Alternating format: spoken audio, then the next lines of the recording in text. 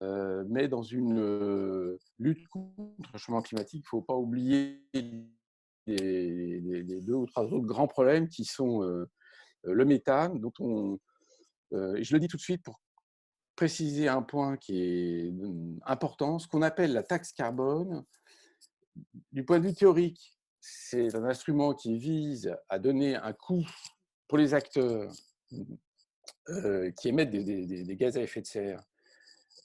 Et la tonne de carbone étant un équivalent, une unité de compte pour tout ce qui est gaz à effet de serre. Donc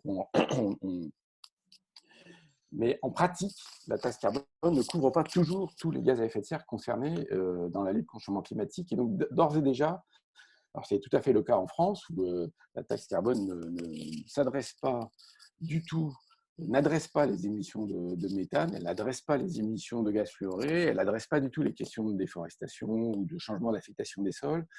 Donc, il faut déjà bien avoir ça en tête pour comprendre que d'ores et déjà, il est clair que la taxe carbone ne peut pas être un instrument unique dans la lutte contre le changement climatique, parce que pour les autres émissions de gaz à effet de serre, il faut bien des instruments si ils ne sont pas couverts par la taxe carbone. Donc ça, c'est connu. Donc là, c'est les facteurs les pouvoirs de réchauffement globaux de gaz par gaz. Ça, c'est pour redire que l'unité de compte, c'est la tonne de carbone, la tonne de CO2, la tonne de CO2 équivalent valant 44 douzièmes la tonne de carbone. Moi, dans les chiffres que je donne toujours, je les donne en CO2 équivalent. Et quand on parle de carbone, en fait, en pratique, moi, je raisonne toujours en CO2 équivalent dans les chiffres. Vous voyez que le méthane, c'est quand même 30 fois plus émissif que le carbone et que le protoxyde d'azote l'est aussi beaucoup plus. Alors là, je passe ce quiz parce que bon, ça va, je pense que ce n'est pas utile d'y revenir, on n'a pas le temps. Ça, c'est un rappel aussi des enjeux qui sont absolument considérables au niveau mondial. Et on va retrouver ce type de graphique un peu partout dans tous les pays, c'est-à-dire en jaune clair, j'espère que vous avez les bonnes couleurs, les INDC, c'est-à-dire les scénarios jusqu'à 2030 qui ont été proposés par les pays de manière volontaire lors de l'accord de Paris en 2015, avec en règle générale des variantes pour les pays en développement, avec donc les trajectoires sont conditionnelles à des aides extérieures. Le rouge en haut, c'est les scénarios as usual, c'est-à-dire on ne fait aucun effort, on ne s'occupe pas du climat, qu'est-ce qui se passe dans des trajectoires très croissantes. Et le vert et le bleu, c'est les trajectoires qui doivent être atteintes si on veut respecter l'accord de Paris, c'est-à-dire une stabilisation de la température, de la croissance de la température moyenne planétaire à 2 degrés par rapport à ce qu'elle était au milieu du 19e siècle, voire 1,5 degré. Et donc, on voit tout de suite que les tendances naturelles des économies sont pas du tout, ça ne curve pas du tout comme il faudrait qu'elle le soit. Et on voit aussi que les scénarios INDC sont insuffisants. C'est pour ça que dans l'accord de Paris, il y a des procédures de revoyure qui ont été mises en place. Alors, ça donne aussi tout de suite une indication d'un point absolument évident, mais sur lequel je me permets d'insister beaucoup, c'est qu'il n'y a strictement aucune chance qu'une économie laissée à elle-même puisse atteindre une réduction d'émissions de gaz à effet de serre compatible avec l'accord de Paris. Aucune chance. Donc, dit encore autrement, il faut abandonner tout de suite l'idée que, avec un appel à la vertu ou un appel aux bonnes volontés des uns et des autres, on arriverait spontanément. Donc, oui, il n'y a strictement aucune chance qu'on arrive très spontanément à une incurvation, je ne sais pas comment on va appeler, une courbure aussi forte des émissions de gaz à effet de serre. C'est vrai pour la Tunisie comme tous les autres pays. Alors donc c'est déjà un premier argument pourquoi mettre en place une taxe carbone. En fait, déjà pour commencer, il va de soi, et c'est évident, que les acteurs privés pris individuellement dans des économies de marché n'ont pas d'intérêt a priori à réduire des émissions de gaz à effet de serre. Et donc, il faut bien des dispositifs de nature de politique publique pour soit les contraindre, soit les inciter à le faire. C'est déjà, donc ça, c'est vraiment un point absolument clé de la réflexion. Tant qu'on n'a pas bien ça en tête, je pense que c'est très compliqué d'avancer parce qu'on pourrait être tenté de croire que l'opinion changeant, les uns et les autres ayant envie d'agir, on le ferait. Sauf que dans une économie de marché, les acteurs font des calculs. Moi, je ne crois pas du tout à l'idée que nous soyons des êtres totalement rationnels, mais enfin, quand même, on fait des calculs, on est contraint, on a une vie à mener. Quand on est une entreprise, on doit dégager un minimum de résultats. Et si les émissions de gaz à effet de serre ne nous coûtent rien, ne nous rapportent rien, ne sont pas réglementées, ne sont l'objet d'aucune décision de politique publique, il y a un mismatch, il y a une divergence, un non-alignement entre des intérêts privés et des intérêts d'ensemble. Et ce manque d'alignement doit être corrigé pour qu'il y ait un alignement. Donc c'est ça que montre ce graphique. Excusez-moi, je suis un peu perdu. Voilà. Donc, une fois que j'ai dit ça au niveau global, pour la Tunisie, j'avais une petite question à vous poser. C'est juste pour attirer votre attention. Quel est le secteur le plus intensif en émissions de gaz à effet de serre en Tunisie? Alors, on a les chiffres de 2014. Je ne pense pas que ça a changé les ordres de grandeur. Est-ce que c'est l'agriculture, la production d'électricité et de chaleur, les transports et les déchets? Pour cette question, parce que d'un pays à un autre, ce n'est pas forcément les mêmes enjeux, les mêmes constats. Monsieur Grandjean, c'est juste pour vous donner des éléments de réponse sur cette question. Le secteur le plus émetteur en Tunisie, c'est le secteur de l'énergie.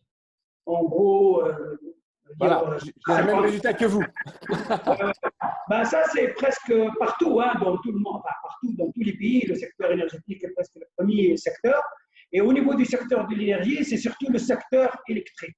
Le secteur électrique représente 25% des émissions nationales et 40% des émissions du secteur de l'énergie. Voilà, alors vous voyez le graphique là, est-ce que vous le voyez? Donc ça, je pense que c'est les chiffres qui nous ont été envoyés, donc c'est pas nous Carbone 4 qui les ont inventés, c'est les chiffres qui doivent être compatibles avec ce que vous venez de dire. Alors donc juste un tout petit point là-dessus, c'est pas si clair que ça, que ce soit la même chose d'un pays à l'autre. Donc si je prends l'exemple de la France, le premier secteur, c'est le transport. Le deuxième secteur, c'est pas présenté tout à fait de la même manière, mais quand même, c'est assez important. Le premier secteur, c'est le transport. Le deuxième, c'est le bâtiment-logement. Et ensuite, le troisième, c'est l'agriculture. Donc, les histoires ne sont pas les mêmes pour une raison importante. C'est que là, on parle des émissions de gaz à effet de serre sur le territoire. Et en France, les émissions de gaz à effet de serre sur le territoire, elles sont faites par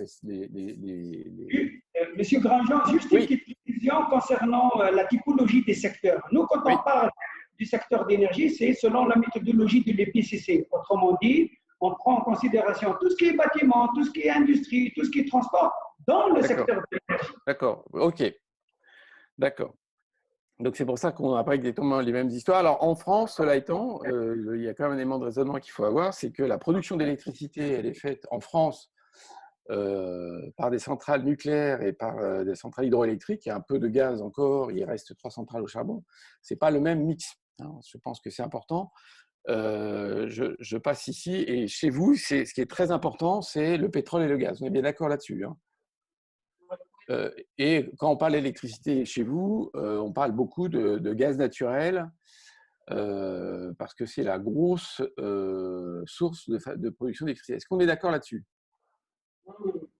Bon. Et là aussi, j'insiste un peu parce que je ne veux pas faire un cours sur des idées, des données que vous avez beaucoup mieux que moi en tête, mais je redis ce que j'ai dit tout à l'heure, il y a deux choses qui différencient beaucoup les pays les uns des autres dans le monde entier.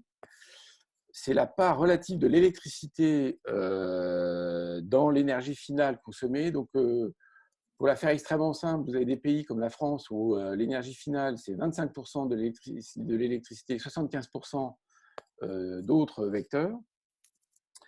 Il y a des pays où c'est beaucoup moins. Et puis, deuxièmement, l'autre truc qui différencie beaucoup les pays les uns des autres, c'est dans l'électricité, comment l'électricité est produite. Donc, vous avez des pays où c'est le charbon qui est très important. Vous avez des pays comme la France, la Suède, d'autres pays d'Europe où il y a de l'hydraulique, du nucléaire. Et puis, il y a des pays comme le vôtre où c'est beaucoup du gaz. Il y a des pays qui sont mixtes. Donc, par exemple, les États-Unis, c'est beaucoup charbon-gaz et il y a un peu de nucléaire, bien sûr. C'est un gros pays nucléaire, mais en poids relatif, c'est beaucoup moins que la France. Alors, tout ça n'est pas sans rapport avec le sujet dont on va parler dans 2 minutes. Hein. Là, est-ce qu'on est bien d'accord aussi sur le fait que vous avez des objectifs très importants de réduction de votre intensité carbone en 2030 par rapport à 2010? Ça, c'est des chiffres qu'on a retrouvés aussi sur, sur vos sites. Et comme vous l'avez dit à l'instant, c'est bien le secteur de l'énergie sur lequel il y a un effort tout particulier à faire dans la lutte contre le changement climatique. Je pense que tout ça est assez clair. Donc maintenant, une fois qu'on a dit ça et qu'on s'est donc rappelé, on s'est mis un tout petit peu en jambes sur ce dont il est question, hein, c'est-à-dire en gros, on va s'occuper là, dans la suite de cette présentation, de la manière de régler le problème suivant. Nous avons des objectifs en Tunisie de réduction des émissions de gaz à effet de serre, mais ce dont on va parler principalement, c'est du secteur énergétique. Et ce dont on va parler principalement, c'est en fait le fait que dans cette fabrication d'énergie, que ce soit pour l'électricité ou pour le reste, on est un pays qui a beaucoup de gaz et de pétrole.